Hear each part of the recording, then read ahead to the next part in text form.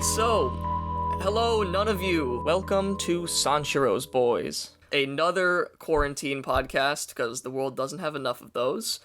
I am your host, Tim Amatuli. And I'm your other host, Chris Gote. The general format for Sanshiro's Boys is going to be that we talk about one Akira Kurosawa movie a week. We're going to give some background detail, and we're going to just have, casual conversations about what we thought about the movie. Chris will be watching it immediately before recording, and I'll watch it a little bit ahead of time to do my research and gather some thoughts. And we're also going to talk about our favorite shots every week. And I'll also be consulting a few books along the way for each of them. I'll be reading The Films of Akira Kurosawa by Donald Ritchie, Kurosawa's autobiography, and A Critical Handbook of Japanese Film Directors by Alexander Jacobi. I will not be reading any of these for this podcast, but I have made one commitment. Akira Kurosawa is very often inspired by literature. He's a great fan of literature, so I have agreed to read The Idiot by Dostoevsky in preparation for his film, The Idiot, which is an adaptation of the story. And this is an awful commitment that I shouldn't have made that I regret already, and I haven't started, but I regret it I will for do you. it.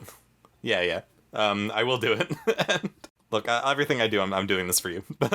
I'm excited to read it. I'm excited to see all those films. Yeah, so we're two guys who like movies, and this is an idea that my friend Tim here had. He's a big Akira Kurosawa guy. I will take the non-controversial stance, the non-debatable stance that Akira Kurosawa is the greatest director to ever live. I've seen about 2/3 of his filmography, and I'm excited to finish the rest.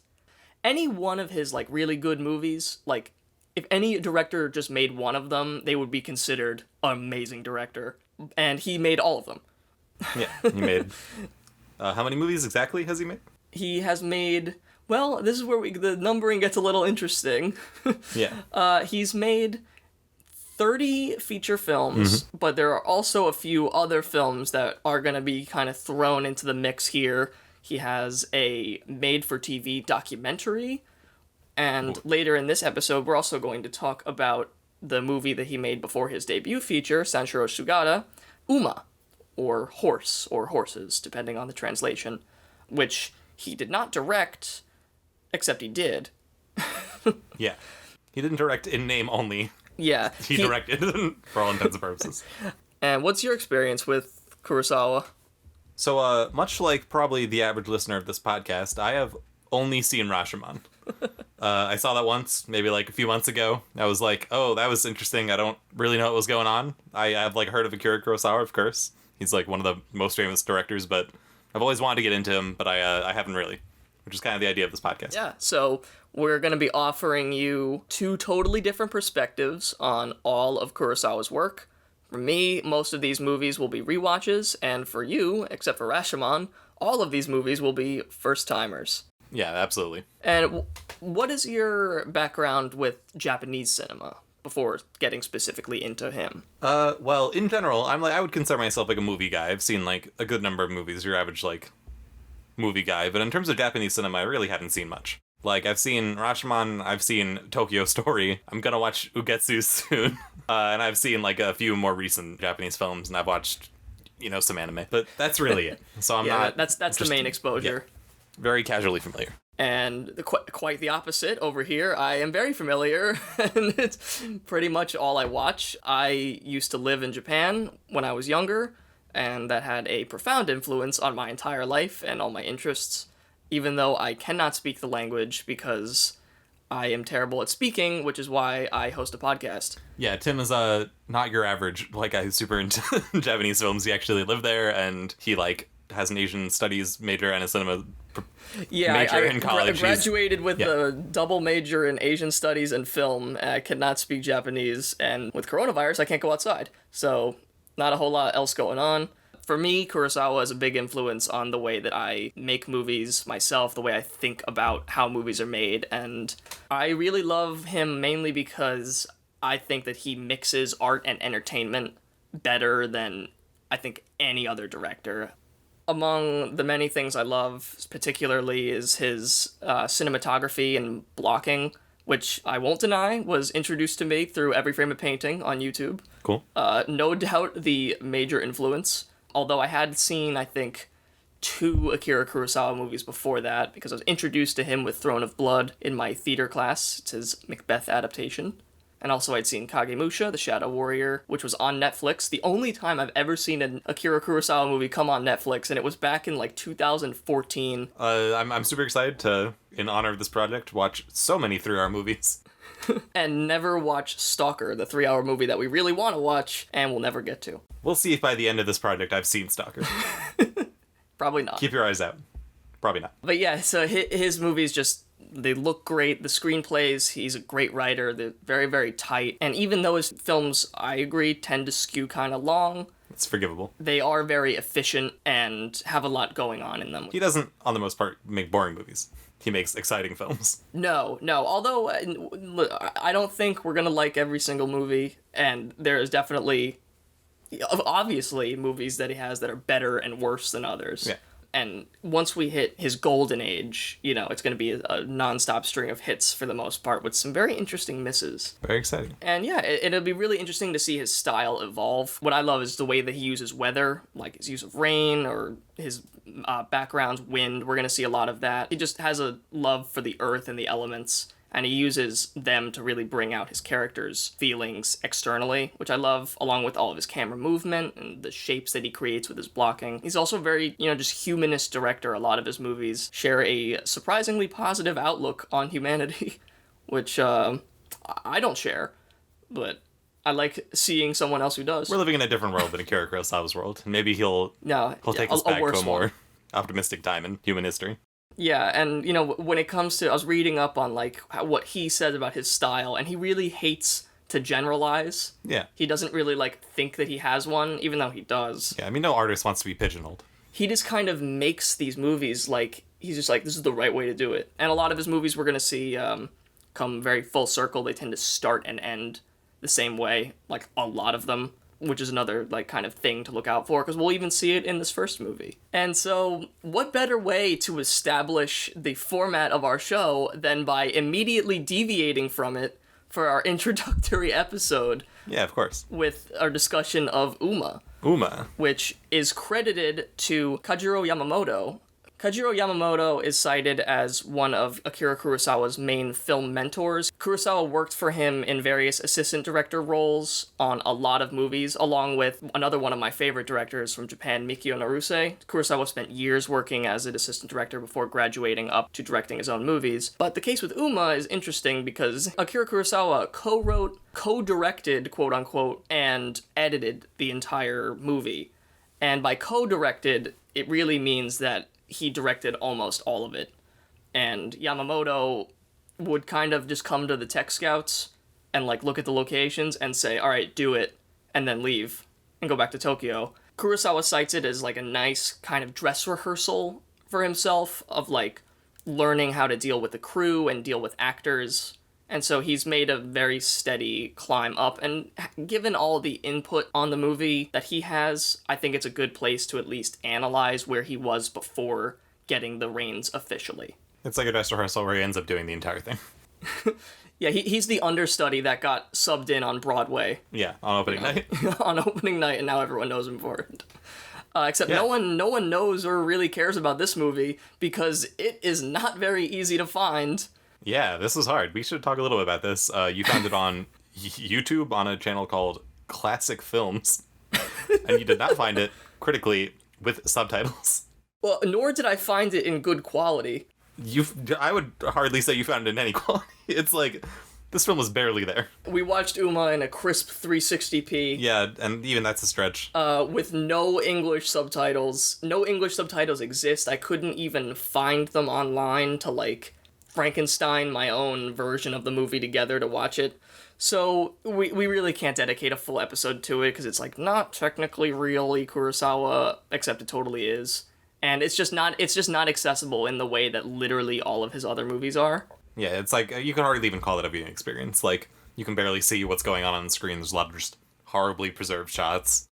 There's static running throughout the entire background, but regardless, we watched it because that's what we're here to do for you. And for you, all two of you.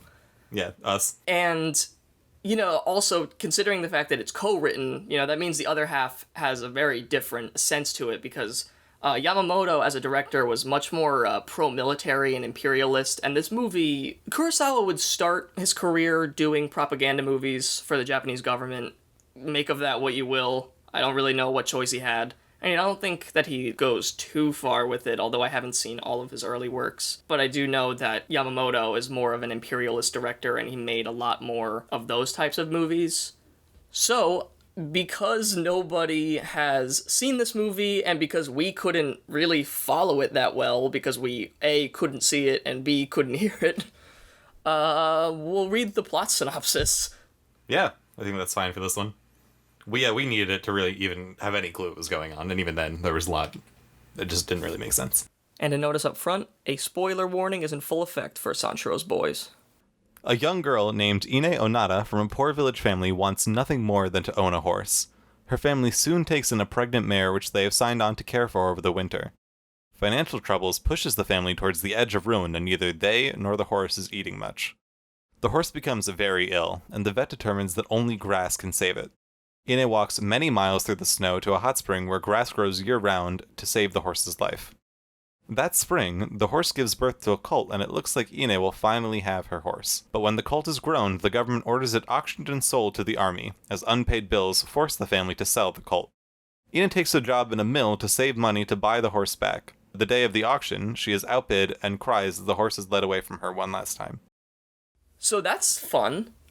Yeah, a really optimistic film. You can see Akira Kurosawa's love for life, and it's a pretty bleak film, and it kind of shows.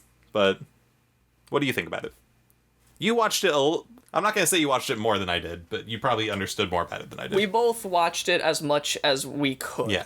All three of our listeners, I want you to take solace and know that we will put a lot more effort into actually watching the other movies because we can read the subtitles and see the picture. Two important elements for a foreign movie. One important element for a movie in general. Yeah, we will watch the entire films and not be on our phones, and we will have genuine opinions about the film at the end of it because we all have taken something away from it. But that doesn't mean there's nothing to take away from this film. There definitely is. Akira Kurosawa loves horses, so not much of a surprise to see him attached to this movie, just bluntly titled Horse. Yep, just horse. And discussing the evolution of Kurosawa's style, you can see already his kind of penchant for having stories that start and end full circle. The movie is bookended by scenes of horse auctioning, which I think is interesting because the whole movie goes through the 4 seasons with this family. So starting and ending at the same place just feels very finite, which fits in well with, giving away this horse that we spent the whole movie hoping that Ine would be able to keep. Yeah. Ine, played by Hideko Takamine in one of her first roles, she got her start with Yasujiro Ozu in his movies The Tokyo Chorus and the Munekata Sisters, and she's mainly known for being the lead in Mikio Naruse's movies, especially When a Woman Ascends the Stairs, Floating Clouds, and Yearning. And she also appeared in the third film in Masaki Kobayashi's magnum opus, The Human Condition. And we will see her again, except we won't, because the only other Kurosawa movie she was in was Those Who Make Tomorrow, his lost movie that was made very similarly to this one. So her contributions with one of the greatest directors, unfortunately a little stifled. She can almost say that she was in his first film, but not officially. And then we can say prove it, and then they can't. Well, if you see this blur here, that's me. This blurry shape moving around the screen. I would love to see a fully restored version of this movie with subtitles. It'd be very, very interesting. They're we're making fun of it, but there is a lot going on here. I didn't even notice the 4-season thing until you mentioned it here. Yeah, because you couldn't see it. Yeah, because I couldn't see it. But it makes sense that, the film follows the 4 seasons. It's a story of, almost death in winter, rebirth in spring. You can tell that Kurosawa wants to do a lot with his films, even if he can't. Because he's limited by other factors. I also think that it's notable for having a female lead for Kurosawa, because a lot of Japanese cinema, more domestic dramas of Naruse and Ozu, are very female-centric. And Kurosawa will have stories with women as his leads, but he primarily has men in the leading roles. But yeah, no, I definitely noticed that was an unusual step for Kurosawa to have, this young girl be a lead of his film. Especially given the fact that a lot of his movies are going to be samurai movies, just comes with the territory of what he's doing to not really have as many women stars. So it's nice to see a few of them early on. And in terms of favorite shots from what we were able to make out, yeah, we both picked one, and that's something that we will do every time. not too much that I can elaborate on it, but I did really like this still of a landscape and the horse and a group of people all dressed in black kind of walking single file. It has a very ominous feeling as they're heading toward the farm to like really start the entire film's journey, one that we ultimately know is going to end in tragedy. So I think it's a pretty poignant and fitting image to kind of introduce that, even though it's about 20 minutes into the movie. My favorite shot is also pretty early in the film. Kind of looks like just a low-key black and white horror shot. It is literally, if you look at it, a hill, and there is the white sky, like blinding white frame behind it with a cloud coming over. And then on the hill are just a bunch of kids in like kind of like not capes and stuff, but like these clothes that hang over them, and they're like have their hands up. What they're doing in this scene is making fun of the protagonist for falling in a hole in the snow. 2 seconds before, you see her running through the snow, she falls in, her brothers run up to her and start making fun of her. And she gets mad, and then the camera pans up to these kids on the hill also making fun of her. Which I guess in a way shows, like, the sense of community in Japan and in these films, but it's also, like, it's a playful little thing, but it just looks this, like, Baroque horror, which I thought was very cool. It is very stark. Yeah, it's very stark. There's a few shots in this film that were just, like, almost black on white with the nature of the lighting, which creates a cool effect. It's probably the only effect that can really translate among this, like, just extremely badly preserved film. Amongst pixels. Yeah, there were some scenes where I was wondering, is it supposed to look like the snow-filled roof matches the sky exactly, or is that just an error with the preservation of the film? But because there are some scenes where there are people shoveling on a roof and they just look like two figures just on a blank canvas. But that could be totally accidental. I'm glad we're spending so much time describing shots on a audio podcast. But if you ever want to check it out, especially if you could speak Japanese and have a microscope, it's on YouTube. You can just watch it. In fact, if you speak Japanese, have a microscope, find the film, and have a lot of time in your hands, you could tell us what happens. Because I would love to know, because it actually seems like there might be something here in this film, but I really could not get into it. Yeah, I would love for Criterion to get its hands on it and and restore a print of it. If it exists. Yeah, if it exists, that's a big... But, pre-atomic bomb, Japan has a lot of movies that, after that, were lost, depending on where they were being stored. Also, that was just the nature of film preservation at the time. A lot of movies were lost early on. A lot of Narusei's works, Mizoguchi's works, just things that we no longer have access to, which is very unfortunate, because they really were some of the best directors to ever grace the earth. Yeah, but no, especially with older films, they just get lost to time, and that's what happens, and that's... Luckily, not exactly what happened in this film. We do have something left to see. The very earliest work of Kurosawa. Quote unquote. Yeah, is there anything more we want to say about Uma or about this podcast? Or normally, we're gonna try and rank these movies and, just try and assign a general, do I recommend it, do I not? But I truthfully can't give an honest, accurate review of the movie because I didn't understand it, so that's not fair to it. So I would say if you speak Japanese and you are interested in super early Kurosawa, then if you can watch it and get the full experience, I would recommend it just as a artifact of history. But for the lay Kurosawa fan who also happens to listen to specialized Kurosawa podcasts by people claiming to be experts, you can skip it. Yeah, I mean, it certainly seems on the surface like it's a well-made, solid, just domestic film about a young girl who wants a horse really bad.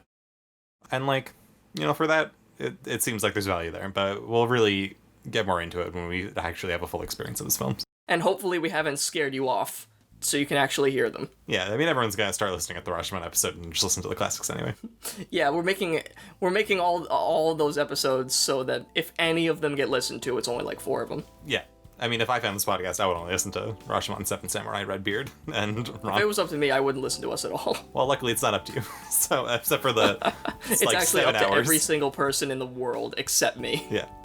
I also want to give a special shout out to 2 people, Ellie Conklin for creating our amazing cover art inspired by the poster for Akira, and Joe Barbieri for composing our intro and outro music. He also composed the music for my most recent short film, and I love you both very much, passionately. Thank you, Tim, so much for inviting me onto this project, and I'm really looking forward to it. I'm glad to have you, Chris. I am looking forward to expanding your mind. Yeah. Peace.